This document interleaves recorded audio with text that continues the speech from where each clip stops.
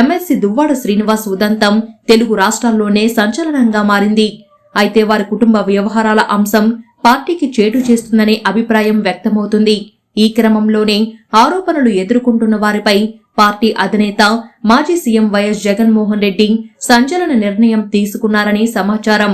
అక్రమ సంబంధంతో పార్టీ ప్రతిష్టకు భంగం కలిగేలా ఉందనే ఉద్దేశంతో దువ్వాడ శ్రీనివాస్ ను ఎమ్మెల్సీ పదవికి రాజీనామా చేయాలని జగన్ ఆదేశించినట్లు తెలుస్తుంది. జగన్ ఆదేశాలతో త్వరలోనే అతడు శాసన మండలి సభ్యత్వానికి రాజీనామా చేయనున్నారని వైసీపీ వర్గాలు చెబుతున్నాయి. కొన్ని రోజులుగా ఎమ్మెల్సీ దువ్వాడ శ్రీనివాస్ వ్యవహారం తీవ్ర దుమారం రేపుతుంది. ఈ వ్యవహారం వైఎస్ఆర్సీపీకి అప్రతిష్ట చేస్తున్నట్లు చర్చ జరుగుతుంది. గతంలో రాజ్యసభ సభ్యుడు, ఇతర మాజీ మంత్రులు, మాజీ ఎమ్మెల్యేలపై కూడా ఇలాంటి లైంగిక ఆరోపణలు వచ్చాయి. పార్టీపై తీవ్ర ప్రభావం పడకముందే జగన్ నష్ట నివారణ చర్యలు దిగినట్లు సమాచారం.